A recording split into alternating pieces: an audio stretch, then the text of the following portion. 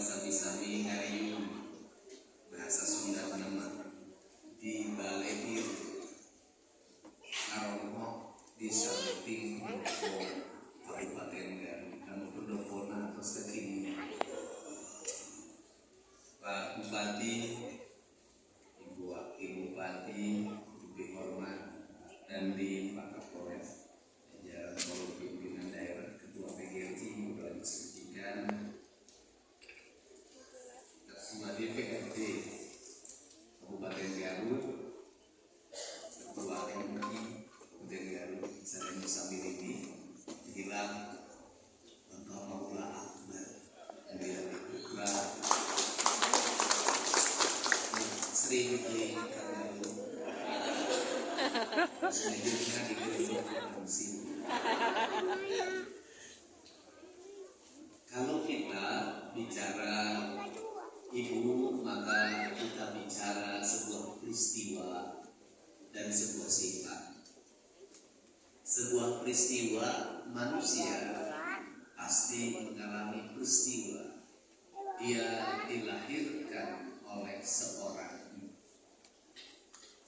Karena dia dilahirkan oleh seorang ibu, maka dia mengalami perjalanan lahiriah dan spiritualitas dari mulai alam rahim, kemudian alam dunia.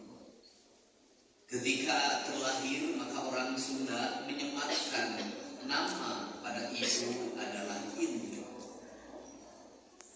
Kalimat Indung itu saya menulisnya dalam sebuah lagu, judulnya Indung yang sangat legend bagi perjalanan hidup saya. Kenapa sangat legend bagi perjalanan hidup saya? Karena lagu itu ditulis sebagai bentuk ekspresi kecintaan dan hilangnya roh dalam jiwa seorang manusia bernama Didi Mulyadi ketika ditinggalkan oleh ibu. Ditinggalkan oleh ibu sesungguhnya ditinggalkan separuh jiwa dalam hidupnya, karena ibu adalah bagian dari jiwa kita. Maka saya menulis kalimat-kalimat sederhana dalam bahasa Sunda. Kalimatnya sederhana sekali. Indung, lembur, pani, ibu adalah kampung bagi nostalgianya seorang anak. Karena dia kampung, kemanapun manusia, dia akan kembali ke kampung. Setiap kegundahan yang dialaminya, maka dia ingin kembali ke ibu. Karena dia ingin kembali ke ibunya, dia ingin menenangkan seluruh jiwanya dan ingin kegelisahannya itu jiwanya diisi oleh ruh ibunya untuk hidup bersama kembali dalam dunia yin dan yang. Karena panjenengan siapapun dia, dimanapun dia, kemanapun dia pergi, pasti ingin kembali pada ibunya. Maka di setiap peristiwa, ketika orang Idul Adha atau ketika orang Idul Fitri, bagi ibunya yang masih ada di kampungnya, maka dia akan mengorbankan apapun dalam dirinya untuk bisa pulang. Kenapa dia nineng? Kenapa nineng dia teringat? Kenapa teringat lalu banyak kenangan bersama seorang ibu? Apa yang diingat oleh seorang ibu? Lambaian tangannya tidak akan bisa diganti oleh lambaian tangan siapa. Dekapannya tidak akan bisa diganti oleh dekapan siapapun. Bahkan, maka saya menulis kalimat sederhana, samping kegoleran karena saya lahir tahun 71. Waktu itu kaum ibu selalu menggunakan sinjang. Maka kaki yang terindah, yang membuat ketenangan dan kedamaian bagi seorang anak adalah kakinya seorang ibu. Ibu saya anaknya 9. Ketika kakinya diletakkan, orang Sunda bilangnya punyar, maka seluruh anaknya berlari merebut samping itu. Di mana letak kedamaian dalam hidupnya? Ketika saya itu, ketika saya usianya 3 tahun, 4 tahun, maka sinjang ibu saya yang digunakan untuk ayun, maka lahir lagu Ayun Amin. Dari sisi kesehatan, Kenapa anak-anak sekarang hiperaktif? Salah satu penyebabnya adalah hilangnya tradisi ayun dalam sejarah. Ayun itu cermin apa? Ayun itu cermin ketika mendidik anak, maka dia lepas, dipegang lagi, dilepas, dipegang lagi, dilepas, dipegang lagi. Pada saat dilepas, dipegang lagi, maka dia tertidur lelah. Maka disitulah ayun, ambing, ayun, ambing. Kenapa anak-anak sekarang kehilangan identitas anak-anaknya? Karena banyak dilepas, tidak dipegang lagi. Kemudian dari situ juga lahir kalimat umbur paninengan. Kemudian ada kalimat nanguru bukan bodohan, ikhlas desi kapinteran. Saya hari ini termasuk orang yang punya pendapat ukuran ibu bukan ukuran istri. Tidak. Ibu itu tidak usah mimpi. Dari sisi intelektualitas, ternyata terbukti ibu saya yang tidak bisa baca tulis, yang tidak bisa sekolah karena hanya sampai kelas 1 SR zaman itu, tetapi intelektualnya rendah. Maka saya selalu menganggap ibu saya nggak boleh di depan, kalau duduk nggak boleh sama kamu. Kenapa? Bodoh ibu. Maka ibu saya mengambil posisi, dia selalu berkata, rumah saya tidak sekolah nikmat, rumah saya bodoh nikmat, rumah saya tidak bisa baca, tidak bisa nulis nikmat. Karena rumah saya dia merasa dia mundur ke belakang, dia tinggal di dapur untuk mengatur seluruh kehidupan anak-anaknya yang 9 itu. Maka dia bangun jam 4 dini hari. Ketika jam 4 dini hari dia bangun, apa yang dia lakukan? Mengeluh? Tidak. Dia ambil kayu bakar, dia belah dengan tangannya sendiri. Dia memasak, menyalakan api. Itu bukan persoalan gampang zaman itu. Persoalan yang susah bagi musim hujan deras atau musim hujan ngebul. Itu perjuangan yang tiada tara. Setelah itu apa yang harus dia lakukan?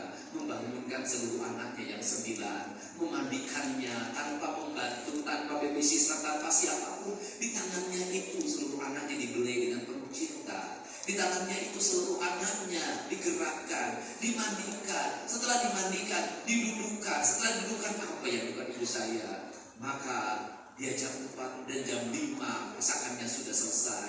Makan nasi pagi itu hanya berbekal garam, kemudian disuapin pada anaknya satu-satu. Setelah itu yang besar sekolah, yang kecil di rumah. Maka bekal ke sekolah zaman itu tidak ada bekal uang, tidak ada pakai sepatu, hanya pakai sandal jepit, satu merah, satu hitam. Kemudian apa yang diberikan oleh dia pada anak-anaknya? Kalimatnya sederhana. Gerbejemi bodoh maneh ulang. Gerbejemi ketinggalan batur maneh ulah ketinggalan. Maka apa pandangan yang dimiliki oleh ibunya? Mengantar ke sekolah? Tidak. Zaman itu belum diantar ke sekolah. Gak ada anak diantar ke sekolah. Apa yang dilakukan? Dia berdiri di depan rumah. Dia lihat seluruh anaknya yang berjalan sampai anaknya itu tidak terlihat oleh mata. Setelah itu apa yang dia lakukan? Berpikir hari ini masak harus dengan apa? Pergi ke warung kah? Nyari tukang sayur? Tidak. Dia berlari di pinggir hutan. Dia berlari di pematang sawah. Dia berlari di pinggir sungai hanya untuk mendapatkan udang-udang kecil, hanya untuk mendapatkan mujair-mujair kecil. Dia tidak ada minyak di rumahnya, tidak ada urusan dengan minyak itu. Maka dia membakarnya, memepesnya. Yang penting anak-anak saya bisa makan. Setelah itu apa yang dilakukan? Nasinya hanya cukup sehari 1 kali. Maka dia mencari makanan tambahan. Maka diraihlah singkong-singkong itu, dibuatlah makanan-makanan tambahan. Seluruh anak-anaknya perutnya harus selalu terisi. Jagung garing digarapnya, singkong dimasaknya, gadul dimasaknya, singkong karet dimasaknya. Di rumah harus penuh makanan. Kita nggak punya uang, tapi kita tidak boleh lapar. Ayah yang sakit jangan kau ganggu. Biarkan dia untuk menggapai kesembuhannya. Biarkan yang selalu menanggung beban itu adalah. Semakin manusia mengalami tekanan, semakin manusia mengalami penderitaan. Seberapa berat penderitaan yang dialami setiap manusia, sesungguhnya itu adalah jalan menuju kemajuan. Ketika air ditekan, maka dia tekanannya akan kuat dan dia naik ke atas. Maka sehari-hari ini saya berkata pada siapapun, wahai anak-anak Garut, bersyukurlah menjadi orang miskin. Bersyukurlah menjadi orang yang rumahnya jauh dari pusat kota. Bersyukurlah jadi orang pinggiran. Bersyukurlah jadi orang yang lihat telur ragap ke ayam. Kenapa? Karena Anda punya jalan untuk menuju kemajuan. Kepedihan Anda adalah doa ke langit-langit arasy-Nya Allah. Dan disitulah doa yang sesungguhnya. Sehingga saya selalu melihat orang-orang yang sampai puncak keberhasilan selalu orang-orang yang menderita dalam dasar kehidupan yang sangat berat. Begitu anak-anakku hari ini, jangan terlalu bahagia kalau Anda hidupnya terlalu sedih. Kenapa? Anda tak sempat mendapatkan anak. Janganlah terlalu bahagia bagi Anda yang setiap hari naik motor ke sekolah, naik mobil. Kenapa? Anda tak sempat berlari. Karena Anda tak sempat berlari, suatu saat Anda akan berlari. Suatu saat Anda harus lari mengejar orang lain. Orang tuamu nggak ada, ayahmu nggak ada, ibumu nggak ada, hanya kamu. Maka pendidikan yang terbaik adalah mendidik kemandirian. Kemudian guru kebodohan, ikhlas besi, kapinteran. Kenapa? Apa yang membuat kepandaian manusia? Keikhlasan. Di mana letak keikhlasannya? Berulang-ulang saya selalu cerita dari tangan seorang ibu yang kita huruf, anak-anaknya sekolah, jadi sarjana yang paling bungsu berdiri hari ini. Tak ada satu jengkal tanah pun yang terjual, tak ada satu batang pohon pun yang dijual. Apa yang membuatnya keikhlasan?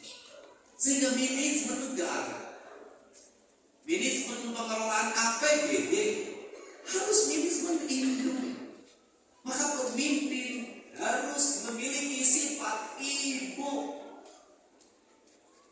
Kalau pemimpin tidak punya sifat ibu, Anda tidak akan bisa memakmurkan rakyatnya. Alasannya anggarannya tidak ada. Tidak ada kalimat anggaran, tidak ada bagi seorang pemimpin yang punya sifat ibu. Kenapa? Sa'utikmati Lubanisa. Karena sa'utikmati Lubanisa, maka membaca anggaran itu sama dengan ibu mengelola pabeasan. Sama dengan ibu mengelola gaji suaminya yang minus 200.000. Maka seluruh daya upayanya akan digerakkan. Mana yang wajib, mana yang sunnah, mana yang makruh, mana yang haram. Maka buku anggaran dibaca dengan penuh cinta, dialirkan tenaga. Ini harus tercapai, ini harus tercapai, ini harus tercapai, ini harus tercapai, ini tunda dulu. Yuk kita, ini tunda dulu. Apa yang dimaksud? Ibu kita rela tidak makan demi anak kita. Ibu kita rela lebaran tidak menggunakan baju baru, yang penting anaknya mati. Ibu kita rela berpuasa, yang penting anaknya bisa bersekolah. Maka para pemimpin harus rela berpuasa, yang penting anaknya sekolah, yang penting anaknya berpuasa. Dan situ berpuasa apa yang dilakukan? Berpuasa dari pemborosan anggaran, berpuasa membagi anggaran itu makan publik, berpuasa. Dari situ saya selalu punya keyakinan.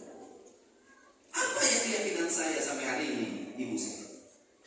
Apa yang membuat saya selalu tegar dari dulu sampai sekarang adalah ibu saya. Seberapa besar tantangan badai yang saya hadapi,